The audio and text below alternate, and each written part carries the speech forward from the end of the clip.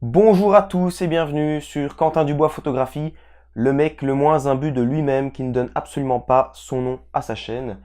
Alors aujourd'hui, vous l'avez vu, on va parler d'urbex, mais avant vraiment de rentrer dans l'aspect technique photographique de la photographie d'exploration urbaine qu'on connaît plus souvent donc sur le nom d'urbex, je ne vous donnerai pas aujourd'hui l'adresse exacte du lieu où on a tourné, tout simplement parce que ça fait partie d'une des règles principales de l'exploration urbaine, ne pas donner ses sources. Alors vous me direz du coup comment est-ce qu'on fait pour trouver les bonnes adresses afin de faire les meilleures explorations possibles. Alors vous vous doutez bien que s'il y a tant de personnes qui font de l'exploration urbaine, c'est évidemment qu'à un moment les adresses fuient, même s'il est très difficile de trouver les adresses directement sur les sites internet, dans des vidéos, ou encore sur les blogs, c'est un petit peu à vous de faire vos recherches et de trouver les personnes les plus susceptibles d'éventuellement vous donner une ou l'autre adresse. Une autre solution encore, soyez vous-même la source de l'information. Alors pour cela, quelques petits conseils. Il y a plein de bâtiments abandonnés qui nous entourent. Seulement on ne les voit pas, tout simplement parce qu'on a souvent tellement l'habitude de voir le quartier qui nous entoure, de prendre toujours les mêmes chemins, les mêmes rues, qu'on ne fait plus attention à lever les yeux et à regarder ce qu'il y a derrière la ligne d'horizon qu'on se donne en fait. Et donc très souvent en fait, il y a moyen de tomber sur des perles en regardant différemment, en arrêtant de voir et en commençant à regarder. Une autre solution encore, c'est directement de rejoindre un groupe ou tout simplement une personne qui a l'habitude de faire de l'urbex et qui pourra vous donner les bonnes adresses beaucoup plus facilement sans les exposer à la vue de tout le monde.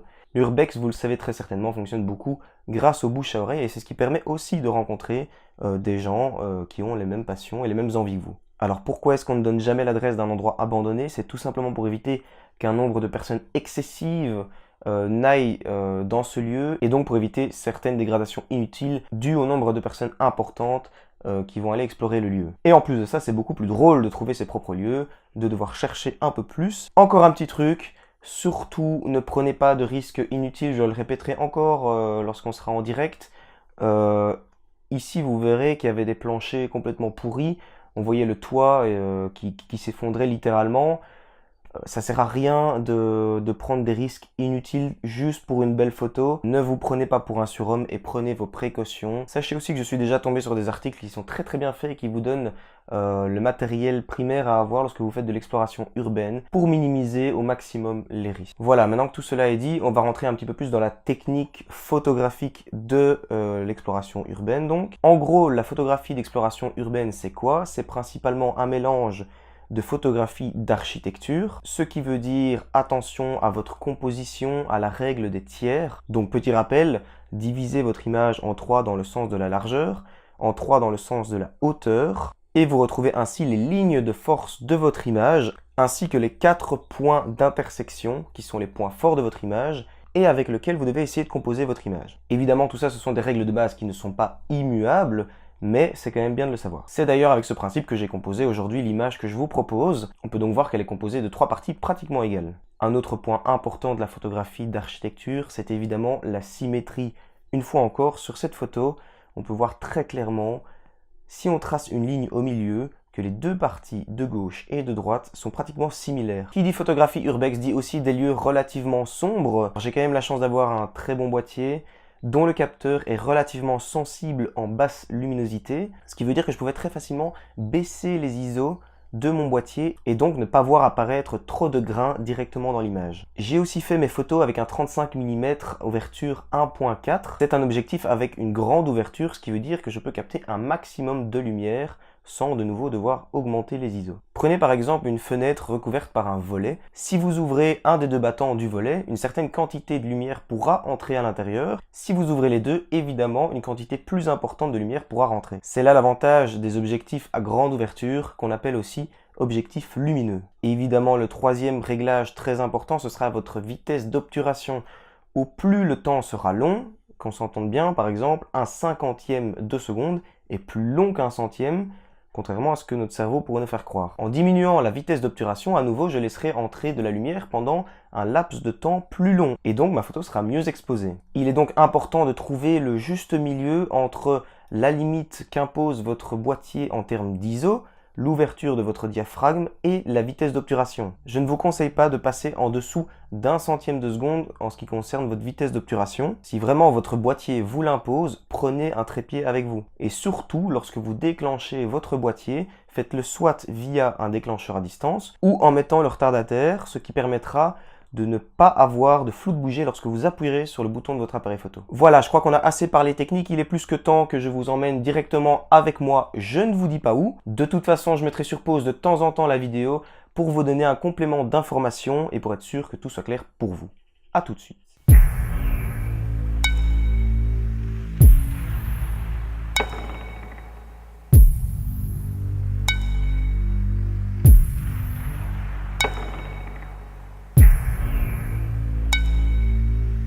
Donc voilà, on vient d'arriver sur place, la maison est juste derrière, elle a l'air absolument énorme.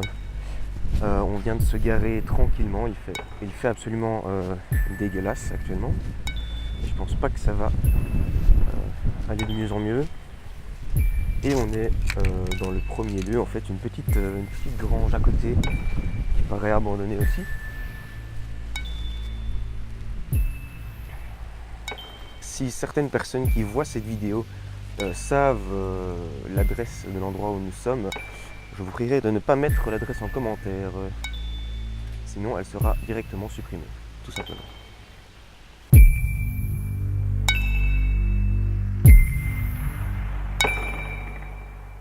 Alors juste en face, avant d'arriver directement à la maison, on a une petite chapelle qui elle-même est aussi abandonnée et que je vais vous montrer dès maintenant.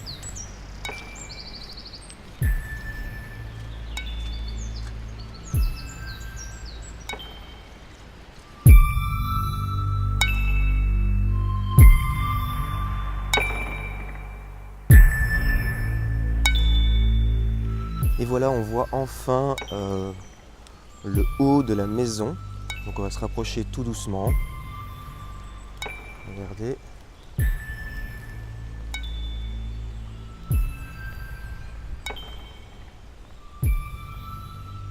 Alors honnêtement, rien que cette façade déjà pour les photos, c'est superbe. Regardez.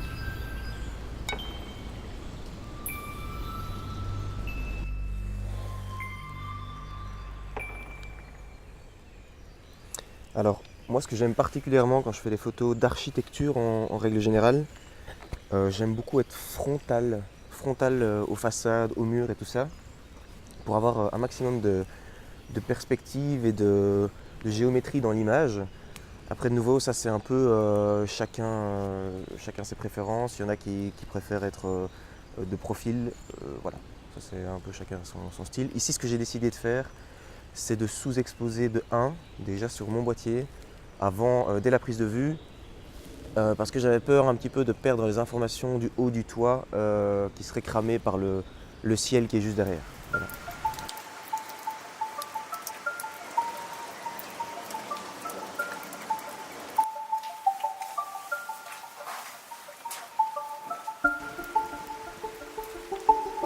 Et juste à côté de la maison, on a en fait toute cette partie-ci qui semble être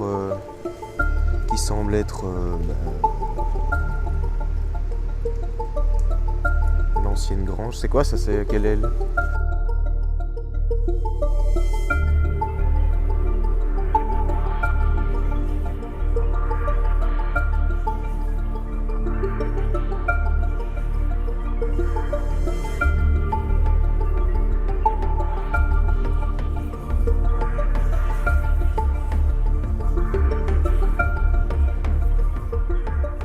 Et donc en fait, Juliette vient de m'apprendre que c'était un ancien hôtel. Ah, mais j'ai peur de dire n'importe quoi. Et elle a peur de dire n'importe quoi du coup. Donc on sait pas. La seule chose qui a marqué c'est 1889 sur la façade. Donc voilà, maintenant on va rentrer.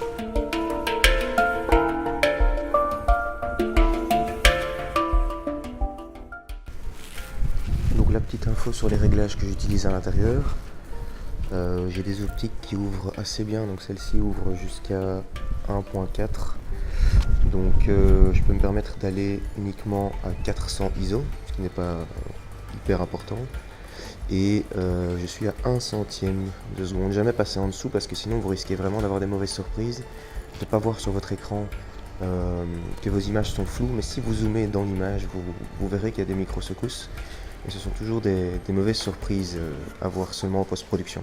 Essayez vraiment de prendre des repères avec les murs, les angles des murs, des plafonds, pour être sûr de vraiment bien cadrer votre photo, pour être sûr qu'elle soit bien droite, même si recadrer en post-production est toujours possible, tout ce qui est fait dès la prise de vue n'est plus à faire par la suite.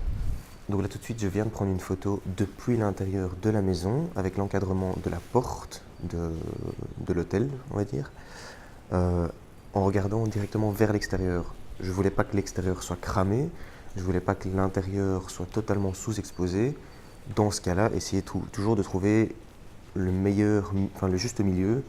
Dans ce cas-ci, on devra presque obligatoirement retoucher la photo en post-production en remontant un petit peu les basses lumières à l'intérieur et en rabaissant les hautes lumières à l'extérieur. La maison est quand même en relativement mauvais état, donc on va pas aller au dernier étage parce que voilà, on voit déjà très bien comme ça qu'il y a plein de planchers qui se barrent, donc on va prendre aucun risque. Et vous aussi d'ailleurs, petit message de prévention, si vous faites de l'urbex, ne prenez aucun risque.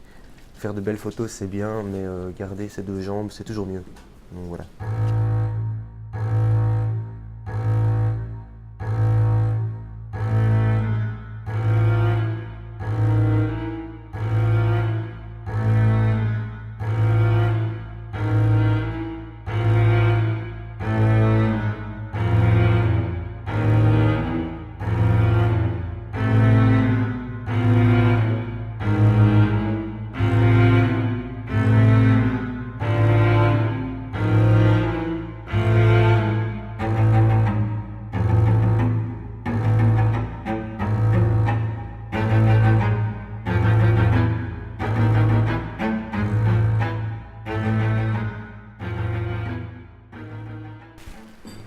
Voilà, on commence à avoir fait tout doucement le tour.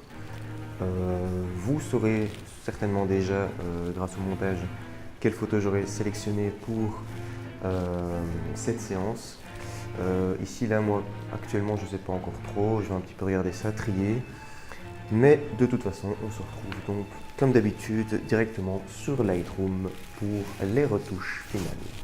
Donc voilà, c'est ici que se termine notre petit urbex bien sympathique, même s'il fut relativement pluvieux. Si vous souhaitez voir quelques-unes des photos que j'ai prises aujourd'hui, en plus de celles que vous verrez évidemment directement dans cette vidéo, n'hésitez pas à me suivre sur Instagram. J'en posterai normalement toujours à l'entour de 6 ou 7 par sortie. Donc voilà, n'hésitez pas, le lien est en description. À très vite. Et voilà, on est de retour. On est maintenant devant notre écran. On va directement importer les photos dans Lightroom. Vous savez comment ça se passe et je vous montre toutes mes retouches. Commencez par rabaisser les hautes lumières et rehausser les basses pour obtenir le contraste souhaité. Pour autant, j'essaye d'obtenir des noirs bien noirs sans perdre d'informations. L'ajout de clarté peut aider à voir apparaître quelques détails dans les basses lumières. Pour ce type de photo relativement sombre, j'aime m'amuser à casser les noirs grâce à la courbe des tonalités.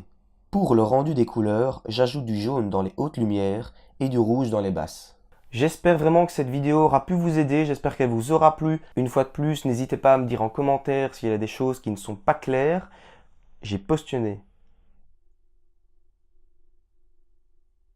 Ou encore, si certaines informations sont totalement inutiles, s'il y a des choses que vous voulez voir, que vous ne voulez pas voir, s'il y a des thèmes que vous voulez que j'aborde, n'hésitez pas. On se retrouve mercredi 20 h, ce sera notre petit rendez-vous quotidien.